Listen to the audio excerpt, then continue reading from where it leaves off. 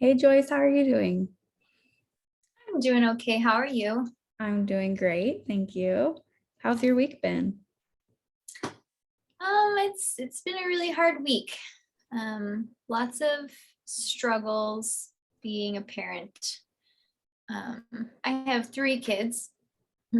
My oldest is 14, and then my middle is 11, and my youngest is almost 4. Gotcha. And um, my my middle child, he is from my first marriage. And I don't have a whole lot of problems with him. He seems to be fine. He's a chill kid and happy and easy to get along with. But it's my oldest and my youngest who are the descendants of my current husband, who seem to be the real struggles. Gotcha. And so, um, yeah, it's been a really hard week. Okay. Well, thank you for sharing with me. And it sounds like a really hard situation. Being a parent is not easy. What are you doing to cope with all of this? Um, I listen to a lot of self-help books to try and figure out new ways to go about my situation. Um, Sometimes I talk to friends, but there's like a level of shame I feel a lot of times when I talk to my friends, because it's just like I feel sometimes the it just feels like it goes back onto the parent, like, oh well, then you're obviously not a very good parent if that's what's going on for you. And um my first my oldest, she has diagnosed ADHD, and she takes a lot of medication, mostly because her stepmom gives it to her. I mean, sorry, I'm the stepmom. Her biological mom gives it to her. And um, she has, with her ADHD, she has a lot of impulsivity and anger. And so it's just a struggle to deal with all of that. And when I express that to other people, it feels so often that they just don't get it. Like they're just like, no, it's not the child, it's you. You're the problem as the parent. And so I feel like a lot of times it's like lonely. I haven't found anybody who really gets it, who really gets what it's like to have a child with all those obscure, difficult behaviors. Yeah. So it sounds like, you've been experiencing some disconnection and you also are worried and maybe a little bit fearful of what people are going to say if you do reach out for help. And so, yeah, just like a lack of connection. And you used a word, it's lonely. It- you don't have a support system to really, help you through all of this. Yeah. Yeah. Okay. Um, well, like looking back, do you feel like there has ever been a time when you did have a really good support system? Somebody who could help you through this? No. No? Okay. Just No, but gonna, I feel like I could do a Facebook search to see if there are like ADHD parents, not ADHD parents, but like parents who have kids with ADHD. yeah. Yeah, that sounds like a great idea. Like reaching out to other Mm. people who like understand what you're going through, right? And they've Mhm. experienced it firsthand and, like they'd be able to really, truly get where you're coming from. Yeah. Yeah. Okay. And so I know that you said that this last week in particular has just been a struggle, right? And so focusing on this last week, like well, not only on this last week, like this last week has been hard, but kind of looking back too, like has it always been, just kind of hard? I mean, being a parent is always hard, right? But like have there ever been times when like you truly felt like happy being a mom? Have you ever felt, just like a good connection with your oldest daughter? Yeah, there are times where we have connection.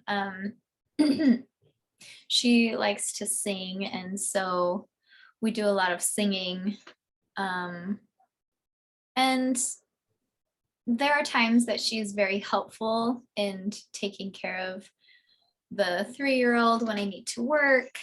Um, so, she can be very helpful. Um, it can be hard though to think of times where it's really good. It's pretty rough a lot.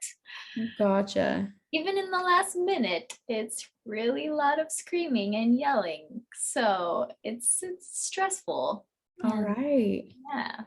So like there are like a few moments, like some of them are like, I mean, the majority of the time it's like, oh, this is stressful, but there have been, some moments where, it's been okay and that you've actually been able to connect. What would you say are some of the things that help you connect to her the most? Um Lately she's been talking a lot about spirituality, and her and I started reading a religious book. And so we've been doing that. And it's a little tricky to get down to a 14-year-old level of what she sees spirituality being like. There's times as a parent where you just want to kind of laugh, but try to be respectful. Um, so we've been getting along, doing that, reading a religious book that's been kind of something to talk about that's other than what all the things she wants to argue about, Okay. how many popsicles she gets to eat in a day, Yeah. you know, she wants to eat 15, and I don't think that that's reasonable. You're like, you're not going to be eating 15 popsicles. That's So awesome. instead of arguing about things that are so annoying, it's been good to have something else to discuss and talk about. Yeah. All right. That's awesome. I'm glad that you've been able to find something, that can help kind of like, escape those moments of conflict and, have those moments of connection. Connection is something that's so important. And yeah, I think that that sounds like something that you've been able to do well. Um, and so, um, how do you think that you've been able to, make that happen where it sounds like you were going through such, a hard moment with your oldest daughter? Like, how were you able to, you know, get to that point where it's like, hey, like, let's read this book together? And what really made that change? Um,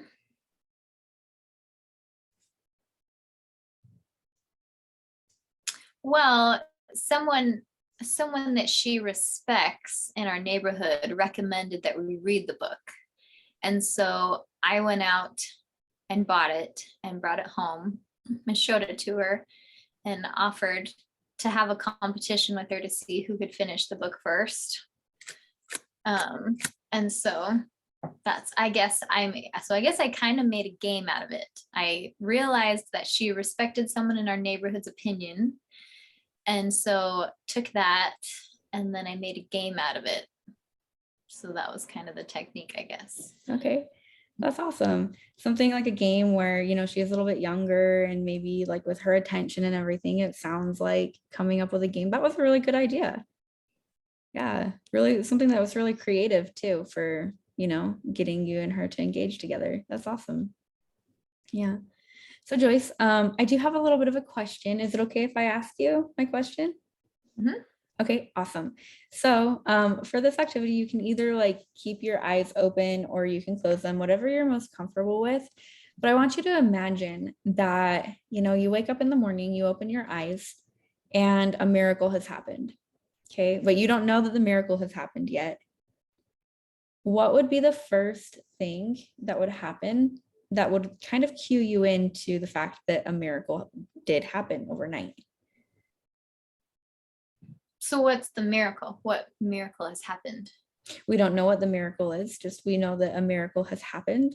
And yeah, like what do you think the first sign would be that a miracle did happen? And what miracle, I guess you can define too, like what miracle you would like for that to be. I guess I'm kind of confused because I mean, there's lots of different types of miracles, so I would have to know what type of miracle we're talking about in order to see signs of it occurring. That's true. That's true. So kind of like taking a step back, focusing on what we're talking about today, right? With your daughter, and just saying like, hey, like this parenting thing is really hard. Maybe a miracle that has to do with that, something that has to do with maybe like you and your daughter, having a better connection, or all of a sudden, like parenting being easier. Like, what would that miracle be for you? So the miracle is that parenting becomes easier. It Is that could be. Yeah. Mhm. I guess maybe let me rephrase it a little bit of a different way. Is that okay if I try that? Mhm. Okay, perfect. Let's try this. So, imagining your life right now as it is, if your life were perfect, absolute paradise, could not get any better, what would there be more of in your life?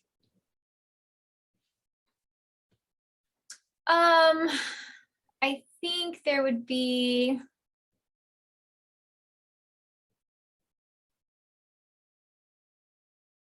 um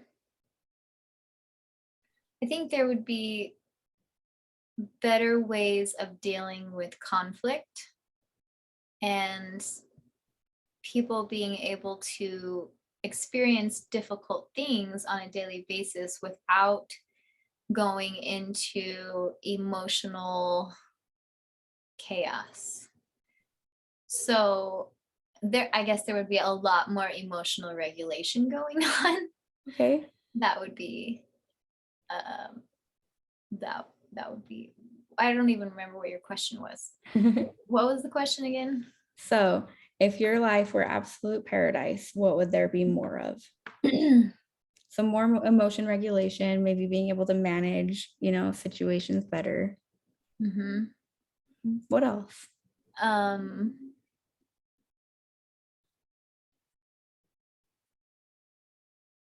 I guess I would be able to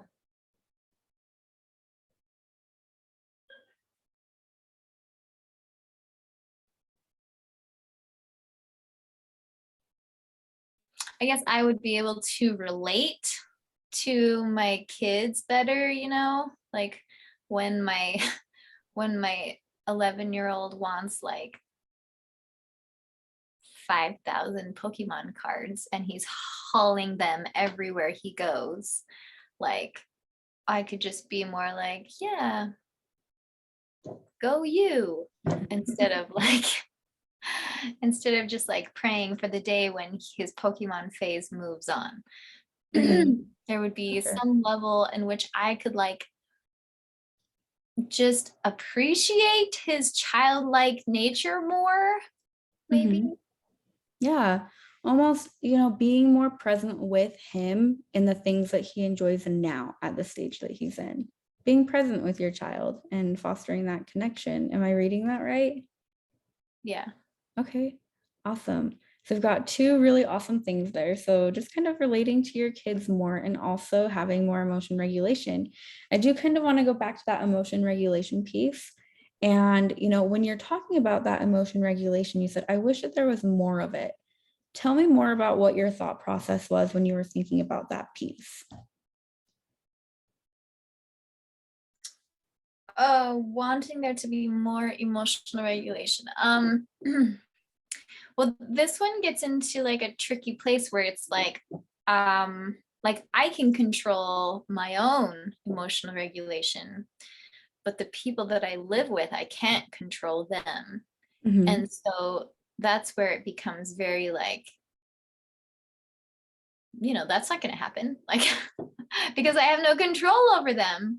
And mhm. so, um,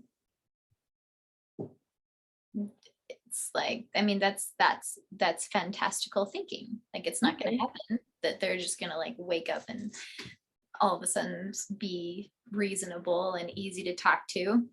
Mm-hmm. So I guess the question is like, what steps does someone take in order to become reasonable and easier to talk to? Mm-hmm. Yeah. So you I'm not mentioned kind of, oh, go ahead. I'm not sure. I'm not even sure what that is because I feel like it has to occur like a life evolution thing. It's like experience after experience. You have experiences where you have to regulate, and if you get to a certain age, like my husband's like in his 40s and struggling to emotionally regulate. So like where do you go with a 40-year-old who struggles? Like I don't even know. Yeah. No, those are really great points that you bring up. Like we can control ourselves, right? And we can control our own emotions. We can do what we know that we need to do in order to, participate in self-care and really just stay balanced. But we cannot control those around us, right? So what are the things that we can control, and how are some ways maybe that you can foster, healthier emotion regulation skills within your own home for your family members? Not like force them to do it, right? But how can you help foster that? Um,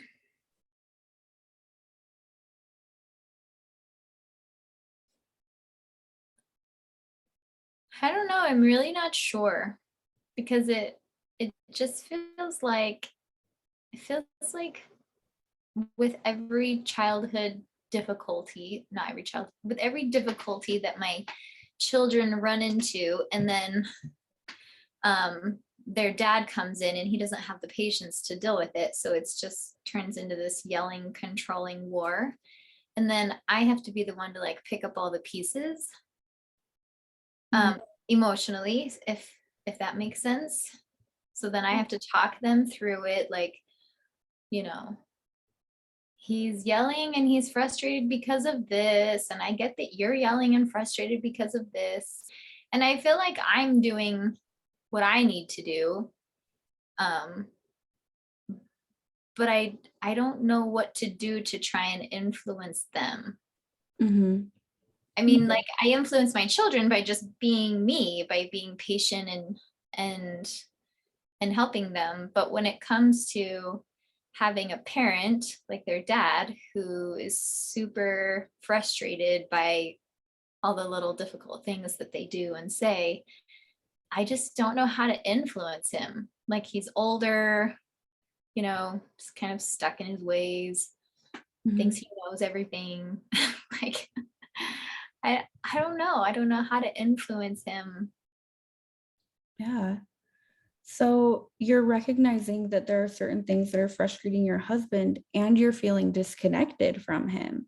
Almost like, I'm the one who has to go and, be going and picking up the pieces and making things better. And, you know, it seems like you're experiencing a lack of connection with your husband in that regard. For sure. Okay. So, in the past, when maybe you and your husband have felt disconnected, what has helped you to become reconnected? Um,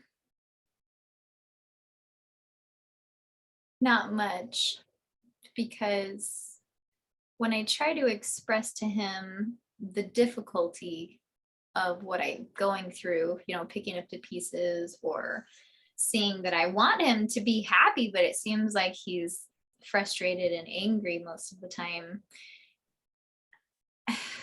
I'm mostly just told that I'm like too sensitive and I need to just deal with it. And um, we did start going to marriage counseling, but um, it's like as soon as my husband hears that there's something that he needs to reconsider or start working on or changing, he puts up all these defenses and is like, you know, I'm never going to be good enough for you. I'm never going to be smart enough, or regulated enough, or I'm never going to be able to be what you need, so there's no point in trying. Mhm. And it's like, I don't know where to begin with that type of mentality. Yeah. Okay. That's something that's, that is a hard struggle to go through. I recognize that. Have there ever been any exceptions to that? I know that usually it sounds like, sometimes, maybe a little bit of resistance to change, from your husband and everything like that. Have there ever been times when you've seen otherwise throughout your marriage, or has it always been like that? Yeah, it's pretty rare. I would say like maybe every other month or something, like we'll actually have a conversation where it's not a lot of um what's it called, where there's not a lot of like barriers or blaming or um what's defensiveness. Yeah, so it's pretty rare, which is hard because it's like if I if I if it's that rare of a time in which we can have a conversation in which we're actually on the same page about something, then I don't know. I guess there's like a lot of fear for me all the time. Like, is this the right time? Because if it's not, it's going to turn into a real big mess. And if it is the right time, like, oh, how much stuff can we fit in this conversation before we lose our window of opportunity? And then what if I miss that window of opportunity? Like, I don't even know what creates that opportunity. Like, what is it that takes place in order for him to like have an open heart and be willing to talk? Yeah, I hear you. You know, oh, are you still there? Yeah. Oh, perfect. Sorry, my computer kind of did something weird there for a second. No, I hear you, and it is something that is very challenging and, something that, maybe might not change overnight, but do you feel like there is hope that things can get better? Um, I mean, sometimes I feel like there's hope. Yeah. Not all Sometimes the time, but sometimes. I Yeah. feel like there's not hope, but sometimes I feel like there's hope. Yeah. Okay. Well, Joyce, I'm kind of thinking, that this is something that is really big and it's a really complex thing that's going on in your life, right? And I see that you're thinking a lot about it and that you really have a desire for change and for healthier connections and, just for healthier emotions going on in your home as well, with your kids and with your husband. Um, and so I'm wondering if maybe this week, maybe you can think about a little bit more about, just reflect on, how can I, foster that connection with my husband. And then going back to that miracle question, there were two pieces, right? Having better self-regulation sounds like that's something that maybe you can, ponder a little bit more on maybe this week, and we can, retouch on it next week for our next appointment. And let's spend just a couple minutes focusing on that second piece, right? Fostering that connection and just being present with your kids, while they're young. What does that look like for you? And I know we touched a bit about that, but like, how can you really take steps in this week to make that happen for you? Um, Fostering a connection with my kids, just really trying to talk to them about things that I know they're interested in, doing activities that I know they like. Um, and I think maybe a way for me to do it is to kind of set a boundary on my time. So I'll say to myself, I'm gonna do this. I'm gonna commit for 30 minutes or something to that child. And then I could be like, okay, tapering back to adulthood, I guess. Yeah. Recognizing that you need some time for yourself, just as much as you need it with your kids, but you need time for yourself too, So I think that's okay. Self-care is important.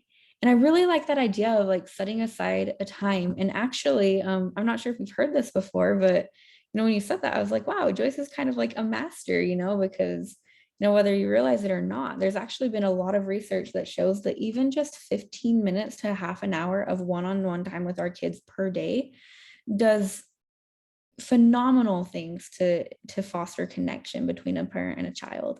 And so, gosh, your idea, like was awesome, and is supported by experts around the world. I love that idea that you came up with. And so, yeah, I, think that sounds like a really great idea. And so thinking on a Can you scale from, believe, can you believe that our school teachers don't just spend 30 minutes a day with them, but like 6 hours a day with them? right? Kudos to our school teachers. They do a lot. So yeah. But yeah, I think you said, maybe just like a half an hour with my kids per day. And so for this week, on a scale from 1 to 10, how confident do you feel in your ability to do that?